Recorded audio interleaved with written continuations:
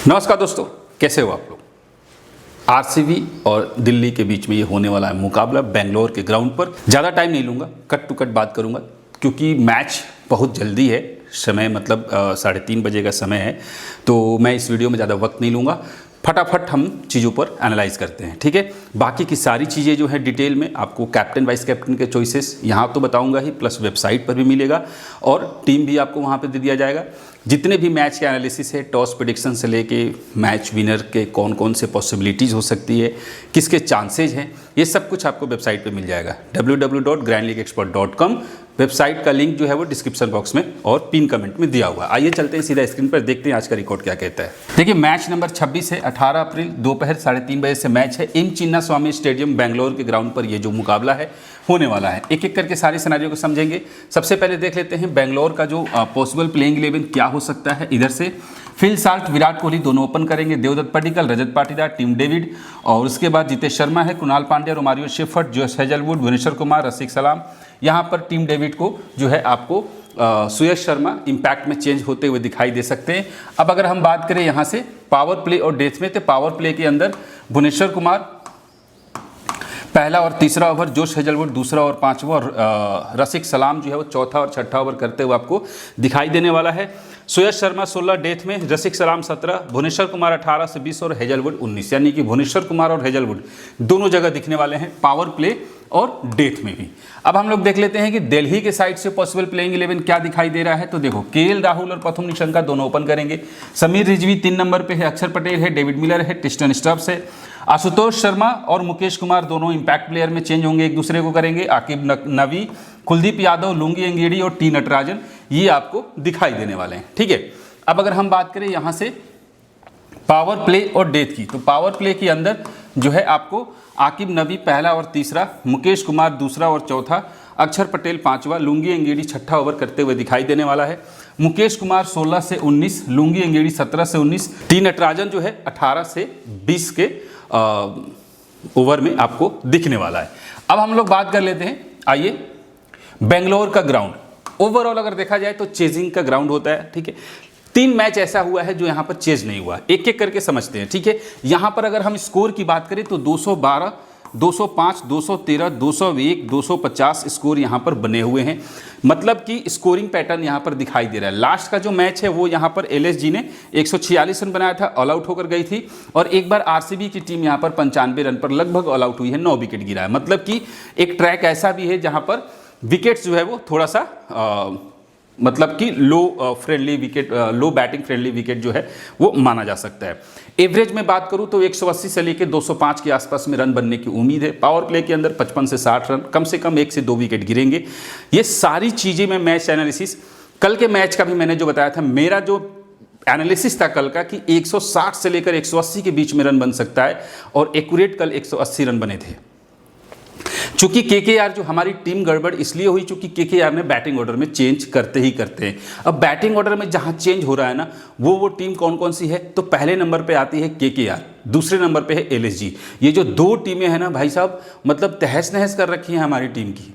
जब भी ये 2 टीमों का मैच आता है ना, तो बस इतना समझ लो कि गड़बड़ होने वाला है।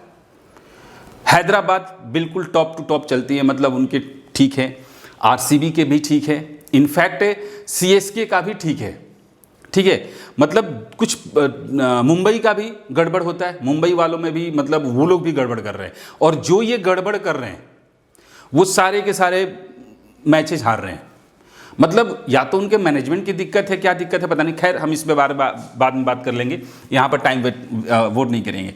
ओवरऑल अगर इस ग्राउंड पर मैं बात करूँ तो फास्टर्स को ही ज़्यादा विकेट हेल्प मिलने वाला है, फास्टर्स को ही।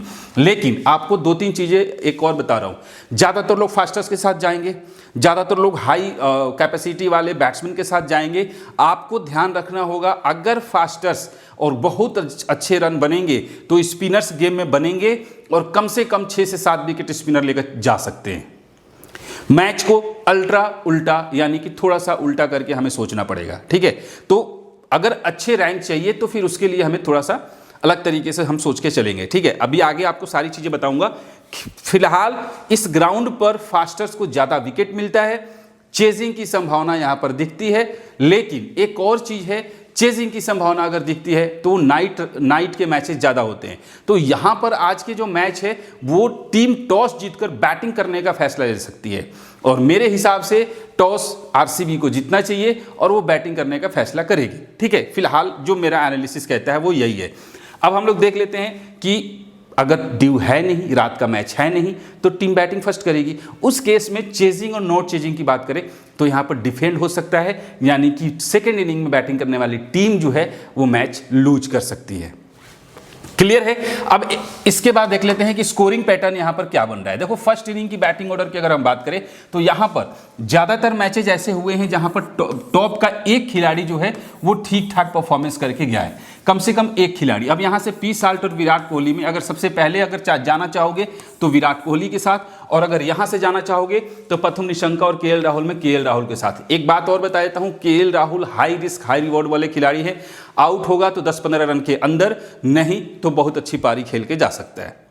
ठीक है, तो इन चीजों का इनकी एनर्जी जो है थोड़ी सी मिसमैच वाली दिखाई दे रही है। इसके बाद अगर हम बात करें पैटर्न की, तो एक पैटर्न ऐसा है जहां पर टॉप 4 खिलाड़ी खेले, एक पैटर्न ऐसा है जहां पर ये देखो, ये वो पैटर्न है जो आरसीबी ने यहां पर परफॉर्म करके गए हुए हैं। ठीक है, तो हमें सेम पैटर्न पर टीम बना के जाना है, या फिर मैं प्लेयर्स के परफॉर्मेंस भी आपको बताने वाला हूं। बहुत सारे प्लेयर फ्लॉप होने वाले हैं, बहुत सारे। ठीक है, और वो किस तरीके से होगा, क्या होगा, हम आगे डिस्कस करेंगे।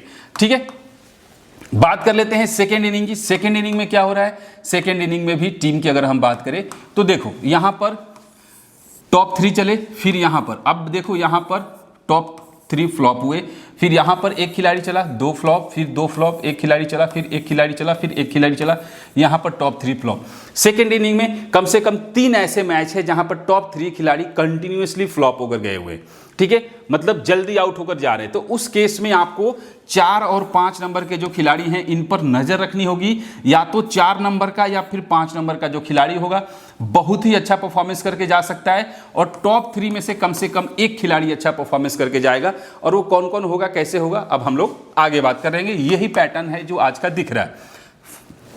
फर्स्ट इनिंग की अगर हम बॉलिंग की बात करें तो देखो यहां पर स्पिनर्स को उतना हेल्प नहीं मिलता है। कभी कभार ऐसा होता है कि एक आध विकेट जो है वो स्पिनर को मिल जाए। जैसे लेफ्ट आर्म ऑर्थोडॉक्स की बात करें तो 2 विकेट, लास्ट मैच में 2 विकेट। बाकी के टाइम पर 4 मैच ऐसे हैं जहां पर लेफ्ट आर्म ऑर्थोडॉक्स को विकेट नहीं मिला है, लेग स्पिनर को भी विकेट नहीं मिला है। ठीक है, 1-1 विकेट या 2-2 विकेट है, लेकिन विकेट किसे मिल रहा है, तो फास्टर्स को मिल रहा है। 3 विकेट, इसके बाद 2-2 विकेट मिला हुआ है, फिर यहां पर भी 3 है, यहां पर भी 3 तो 2-2 को मिला। यहां पर तो लास्ट मैच में 4 विकेट और 3 विकेट भी मिले हुए हैं। मतलब कि आपको बॉलिंग फर्स्ट वाली टीम के कोई एक ऐसा बॉलर हो सकता है जो 3 से 4 विकेट लेके जा सकता है। और ज्यादा चांसेस कब होगा विकेट लेने के, पावर प्ले के दौरान। 16 से 20 ओवर के अंदर के जो बॉलर होंगे वो बहुत इंपॉर्टेंट होने वाले हैं इस मैच में, फर्स्ट इनिंग में। ठीक है, अब हम देख लेते हैं सेकेंड इनिंग का। सेकेंड इनिंग में क्या सिचुएशन हो रहा है, तो थोड़ा सा यहां पर हम लोग देखते हैं कि सेकेंड इनिंग में भी सेम सिचुएशन है लेफ्ट आर्म ऑर्थोडॉक्स का। 1-1 विकेट या फिर कभी कभार 2, नहीं तो विकेट नहीं मिल रहा है। इनफैक्ट लेफ्ट लेग स्पिनर को भी विकेट ना के बराबर मिल रहा है, यानी कि स्पिनर्स को हेल्प नहीं है। और यही सोचकर लोग जो है स्पिनर्स को अवॉइड करेंगे, स्पिनर्स को छोड़कर जाएंगे। और मैं इसीलिए कह रहा हूं कि 2-3 टीम ऐसे बनाकर जाना, ठीक है, जहां पर स्पिन फ्रेंडली विकेट को आप मानकर चलना। मतलब कि रन बहुत अच्छे बनेंगे लेकिन विकेट्स किसे मिलेगा, स्पिनर्स को मिलेगा। क्लियर है, ये सोचकर आपको टीम बनाना होगा। लेकिन फास्टर्स की अगर हम बात करें तो सेकेंड इनिंग में भी 3-3, 4-4 विकेट लेने वाले बॉलर हैं। ऐसा नहीं है कि 3-3 विकेट, 2-2 विकेट, 2-2 विकेट, 3-3 विकेट यहां पर बॉलर्स को मिले हैं, लगभग मैचेस के अंदर मिले हैं। यानी कि हमें बॉलर्स के ऊपर फोकस करना पड़ेगा। और मिनिमम अगर हम बात करें तो ये मानकर चलो कि फर्स्ट बैट से कम 3 बैट्समैन और सेकंड बैट से कम 3 बैट्समैन। हमें 3 और 3 6 बैट्समैन के साथ जाना होगा, और 5 कौन से होंगे, बॉलर्स होंगे। ठीक है, बॉलर्स, वो बॉलर्स ऑलराउंडर में भी कौन होगा, वो ऑलराउंडर होगा जो कम से कम अपना 4 ओवर का कोटा पूरा करता हो। ऐसे ही ऑलराउंडर को टीम में सिलेक्ट करना है। क्लियर है, अब हम लोग देख लेते हैं यहां पर इस सेक्शन को। अगर हम देखें तो KL Rahul, P salt, Virat Kohli, अक्षर पटेल और जोश हेजलवुड, ये 5 खिलाड़ी हैं। इस 5 में से मिनिमम 2 मैक्सिमम 3 खिलाड़ी जो हैं वो जल्दी आउट होने वाले हैं, अंडर परफॉर्मर हैं, और कभी भी अपना विकेट फेंक सकते हैं, ठीक है। उसमें नंबर 1 पोजीशन पे है पी साल्ट, फ्लॉप होने के चांसेस सबसे पहला है। दूसरे नंबर पे है केएल राहुल और तीसरे नंबर पे है अक्षर पटेल, ठीक है। अक्षर पटेल एवरेज हो सकता है, बैटिंग में फ्लॉप होगा तो हो सकता है बॉलिंग में एक विकेट मिल जाए, या फिर हो सकता है कि बैटिंग में ही 15, 20, 30 रन बना दे और बॉलिंग में ही वो अंडर परफॉर्मर हो जाए। लेकिन सेफेस्ट पिक में अगर देखें तो विराट कोहली है और हेजलवुड है। चूंकि विराट कोहली एक कंसिस्टेंसी वाला प्लेयर है, कंटिन्यू कंसिस्टेंसी है इसके, और विराट कोहली की साथ दिक्कत ये है कि भाई वो जो स्टार्टिंग होता है ना, मतलब एक होता है कि ज़्यादा रिस्क लेकर खेलने वाले खिलाड़ी नहीं है। गलती से बाई चांस गलती से आउट हो गए तो हो गए, नहीं तो ऐसा नहीं है कि जैसे कि वैभव सूर्यवंशी, अभिषेक शर्मा, ट्रेविस हेड, इन जैसे खिलाड़ी हैं जो कि उड़ा उड़ा कर मार रहे हैं कहीं भी, ठीक है। तो वो नहीं, टेक्निकल बैट्समैन है भाई, बैट्समैन ठीक है, इसीलिए कंसिस्टेंसी है, क्योंकि ये खेलते हैं जब तो वो उस रेंज में खेलते हैं, मारने के पहले सोच के मारते हैं कि हाँ हम कहाँ मार रहे हैं और कहाँ पे फील्डर हैं या नहीं है। बाई चांस गलती से आउट हो सकते हैं, सेम। तो वो चीज़ें जो है यहाँ पर विराट कोहली के साथ है, दैट्स वाई हम विराट कोहली को के ऊपर रिस्क लेने की कोशिश नहीं करेंगे। क्लियर है। हेजलवुड फर्स्ट बॉल हुआ तो भाई खतरनाक होगा। अब फ्लॉप होने के चांसेस कहाँ पे है, ये 2 के ऊपर है, रिस्क लेना होगा तो ले सकते हो। केएल राहुल के ऊपर क्या है, केएल राहुल के साथ ये है कि अगर चल गया तो बहुत बढ़िया, नहीं तो जल्दी विकेट फेंक सकता है। लय में अभी फिलहाल नहीं है केएल राहुल, इसलिए मैं बोल रहा हूं, ठीक है। यहां पर अगर हम बात करें तो पाटीदार के ऊपर आपको रिस्क लेना होगा। दूसरा, ये तीनों प्लेयर हैं, ये जो रिस्की प्लेयर होंगे होने वाले हैं, ठीक है। वैसे हैं तो ये चारों प्लेयर, लेकिन अगर सबसे बड़ा रिस्की होगा तो पाटीदार होगा। हालांकि बहुत अच्छे फॉर्म में है फिलहाल, पिछले चारों मैच में अच्छा परफॉर्म करके गया है। पडिक्कल भी रिस्की जोन में है, तो इन लोगों को हमें रोटेशन में यूज करना होगा। जैसे मैं आपको टिप्स ट्रिक्स की जो वीडियो बना कर दे चुका हूं कि अगर 2 आप जैसे कि मान लो आप पी साल्ट और विराट कोहली दोनों को ही टीम में रखो, तो उस केस में आपको पडिक्कल को टीम से हटाना होगा, फिर पाटीदार के साथ जाना होगा। ये सिचुएशन आपको यहां पर रखना होगा। कुणाल पांड्या को 0 से 1 विकेट के चांसेस दिख रहे हैं। भुवनेश्वर कुमार का 1 से 2 विकेट दिख रहा है। लुंगी गिडी का 1 से 2 विकेट दिख रहा है, ठीक है। अब यहां से जो इंपैक्ट प्लेयर में हो सकते हैं वो सबसे पहले एक टीम डेविड है और आशुतोष शर्मा है, इन दोनों के ऊपर नजर रखिएगा। Jitesh Sharma highly risky player होंगे, जितेश शर्मा के साथ कोई नहीं जाने वाला है, ठीक है। ज्यादातर लोग जाएंगे केएल राहुल के साथ, पी साल्ट के साथ। पी साल्ट के साथ एक और चीज है कि ये फील्डिंग में आपको पॉइंट्स देके जा सकता है, ठीक है। फील्डिंग से पॉइंट देके जा सकता है, केएल राहुल विकेट कीपिंग से दे सकता है और जितेश शर्मा यहां से पॉइंट देके लगे। लेकिन अब विकेट्स किसके ज्यादा गिर सकते हैं, तो दिल्ली के। तो उस केस में आप यहां पर जितेश शर्मा के साथ जा सकते हो, एज ए विकेट कीपर से पॉइंट देके जा सकता है, और बैटिंग का मौका मिल गया अगर बाई चांस तो 20-25 रन वहां से भी आ जाएगा। क्लियर है। Romario Shepherd as usual average player होने वाला है। अब यहां से जो प्लेयर ट्रम्प प्लेयर होंगे वो होगा टी नटराजन, कुलदीप यादव और सुयश शर्मा। ये तीनों के ऊपर नजर रखिएगा। इन तीनों में से कोई एक प्लेयर को जरूर टीम में जाइए जो 2 से 3 विकेट लेके जा सकते हैं।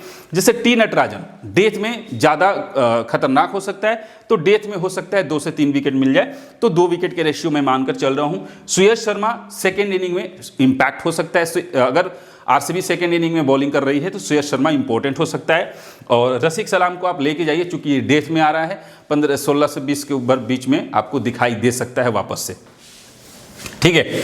अब हम बात कर लेते हैं यहां पर कि आरसीबी के साइड से अगर बैट्समैन की बात करें, पी साल्ट कंटिन्यू देखिए 2 मैच में ठीक ठाक परफॉर्मेंस करके गया है, बाकी 3 मैच में फ्लॉप हुआ है। आज के मैच में भी रिस्की प्लेयर होगा, क्योंकि बहुत ही हाई मतलब कि एग्रेसिव प्लेयर है, ठीक है। मतलब ये सिर्फ मारना जानता है, दैट्स वाई थोड़ा सा रिस्की प्लेयर है।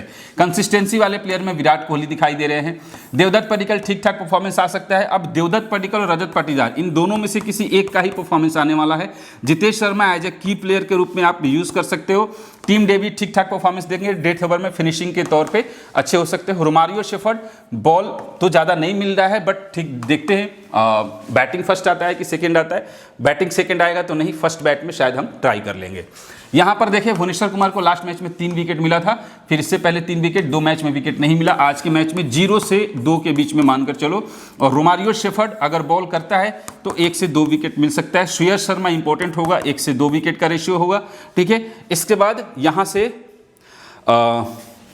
जोश हेजलवुड को 1 से 2 विकेट मिल सकता है। अब इन लोगों को रोटेशन में हम यूज करेंगे, फिक्स लेकर नहीं चलेंगे। फिक्स में अगर कोई प्लेयर होगा तो हेजलवुड हो सकता है, जो कि पावर प्ले में बहुत अच्छा बॉल करेगा जाएगा, और डेथ में भी आएगा, तो ये जरूरी है। और रसिक सलामदार की अगर बात करें तो लास्ट मैच में 4 विकेट लेके गया है। अगर हम उस 4 विकेट के हिसाब से देखें तो शायद इसको आज सिर्फ 1 विकेट मिलेगा या फिर नहीं मिलेगा, ठीक है। तो वो एक सिचुएशन जो है वो दिखाई दे रहा है। अब हम देख लेते हैं कि बेंगलोर के साइड से वेन्यू पे पी साल्ट का परफॉर्मेंस सिर्फ 22 का है और वहीं पर विराट कोहली का परफॉर्मेंस 41 का है और किसी का एवरेज अच्छा नहीं है सिवाय एक टीम डेविड का जो कि 80 का एवरेज है। बाकी किसी का परफॉर्मेंस इस ग्राउंड पर अच्छा नहीं है। अगर हम बात करें एज ए बॉलर तो भुवनेश्वर कुमार को 17 मैच में 22 विकेट मिले हैं और हेजलवुड को 7 मैच में 9 विकेट मिले हैं। कुणाल पांड्या का भी नहीं है, शेफर्ड का भी नहीं है। रसिक सलाम ने 3 मैच में 6 विकेट लिए हैं, वो भी लास्ट की वजह से। सुयश शर्मा को 8 मैच में 5 विकेट मिले हैं इस ग्राउंड पर। अब देखिए अगर हम बात करें बेंगलोर के प्लेयर्स के हेड टू हेड में तो पी साल्ट का 3 मैच में 123 रन है, हेड टू हेड में रिकॉर्ड अच्छा है। विराट कोहली का 49 का एवरेज है और बाकी किसी का उतना बढ़िया नहीं है सिवाय टीम डेविड का जो कि 66 का एवरेज रख रहा है। कुणाल पांड्या का भी ठीक है। तो पी साल्ट और विराट कोहली अगर आप इन दोनों को टीम में रख रहे हो तो एक काम आप कर सकते हो कि दोनों को ही कैप्टन वाइस कैप्टन बनाओ, बिल्कुल रिस्क लो, ठीक है। नहीं तो पी साल्ट को हटाओ, क्लियर है। इस हिसाब से आपको अगर उसको आउट होना होगा तो 15 से 20 के अंदर आउट होगा, ठीक है। नहीं तो फिर वो 60-70 भी खेल के जा सकता है 25-30 बॉल के अंदर। ये एक सिचुएशन जो है वो दिख सकता है।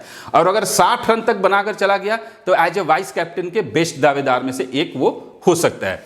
As a bowler head to head में देखा जाए तो भुवनेश्वर का एवरेज रह रहा है, लेकिन हेजलवुड का वापस से यहां पर 7 से 9 विकेट दिखाई दे रहा है और किसी का कुछ खास इंटेंट यहां पर नहीं दिख रहा है। अगर हम बात करें यहां से आप इनको देख लीजिए कि कब कौन अच्छा खेलता है, बाकी की चीजें हम बाद में बता देंगे ताकि ज्यादा टाइम नहीं लेंगे। इसका स्क्रीनशॉट ले लीजिएगा। बेंच प्लेयर बैठे हुए हैं, इनका स्क्रीनशॉट ले लीजिएगा। अब हम बात कर लेते हैं डीसी के साइड से। डीसी के साइड से अगर बात करें पथुम निशंक का कंटिन्यू 3 मैच में परफॉर्मेंस आ रहा है। आज के मैच में रिस्की प्लेयर होने वाला है, ठीक है। और केएल राहुल का परफॉर्मेंस आ नहीं रहा है, रिदम में है नहीं, इसलिए थोड़ा सा रिस्की मुझे दिख रहा है। अब बात करते हैं समीर रिजवी। लास्ट 2 मैच में परफॉर्मेंस नहीं आया है। आज के मैच में 60% चांसेज है चलने के, 40% चांसेज हैं इनके जल्दी आउट होकर चलने के लिए। Axar Patel as a average player आपको आज पॉइंट देके जा सकते हैं। अब यहां पर 2 प्लेयर हैं, डेविड मिलर और आशुतोष शर्मा, जो कि बैटिंग से आपको पॉइंट्स देके जा सकते हैं, ठीक है। इनमें से कोई एक प्लेयर आप लेके जाइए। बात करते हैं डीसी के बॉलर्स की तो देखो यहां से मुकेश कुमार को लास्ट मैच में विकेट नहीं मिला था। फर्स्ट में अगर बॉल करेगा तो 1 से 2 विकेट मिल सकता है। लुंगी एंगेडी इंपॉर्टेंट होने वाला है आज के मैच के लिए। और टी नटराजन लास्ट के 2 मैच में विकेट नहीं मिला है, तो कम से कम 1 विकेट तो कंफर्म है। 1 से 3 विकेट के बीच में होगा, डेथ में जरूर इसको विकेट मिलेगा। कुलदीप यादव लास्ट मैच में 2 ओवर ही किया था। अगर स्पिनर को थोड़ा सा भी हेल्प मिला ना तो ये जो है अच्छे विकेट लेके जा सकता है, बड़े विकेट लेके जा सकता है। जस्ट लाइक विराट कोहली, पाटिकल ऐसे विकेट लेके जा सकता है कुलदीप यादव, ठीक है। बाकी और किसी का कुछ खास हमें नहीं दिख रहा। दिल्ली के प्लेयर्स के वेन्यू की बात करें तो केएल राहुल वेन्यू पे 43 का एवरेज है और अक्षर पटेल का 32 का एवरेज है और किसी का कुछ खास नहीं है। एज ए बॉलर बात करें तो लुंगी एंगेडी को 1 मैच में 3 विकेट मिला है इस ग्राउंड पर और कुलदीप यादव को देख लीजिए 5 मैच में 7 विकेट लेके जा चुका है अभी तक। तो उस हिसाब से कुलदीप यादव थोड़ा सा वेन्यू पे दिखाई दे रहा है अच्छा। अब केएल राहुल 70 का एवरेज है, तो देखिए केएल राहुल का वेन्यू पे भी रिकॉर्ड अच्छा है, हेड टू हेड में भी रिकॉर्ड अच्छा है। थोड़ा सा रिदम नहीं है फिलहाल, इसलिए मैं अभी उसको 50-50 वाले रिस्की जोन में रख रहा हूं, क्लियर है। बाकी अक्षर पटेल का 35 का एवरेज है, तो अक्षर पटेल का बैटिंग और बॉलिंग दोनों में एवरेज अच्छा है और इसका जो है आपको वेन्यू पर भी रिकॉर्ड अच्छा है। डेविड मिलर का हेड टू हेड में रिकॉर्ड अच्छा दिखाई दे रहा है, ठीक है। As a bowler T Natarajan 10 match में 12 विकेट लेके गया है और किसी का कुछ खास नहीं है, सब एवरेज दिखाई देने वाले हैं। अब देखिए यहां से हम बात करते हैं दिल्ली की साइड से प्लेयर्स के स्टैट्स और रिकॉर्ड्स। आप इनका स्क्रीनशॉट ले लीजिएगा, आपको हेल्प होने वाला है।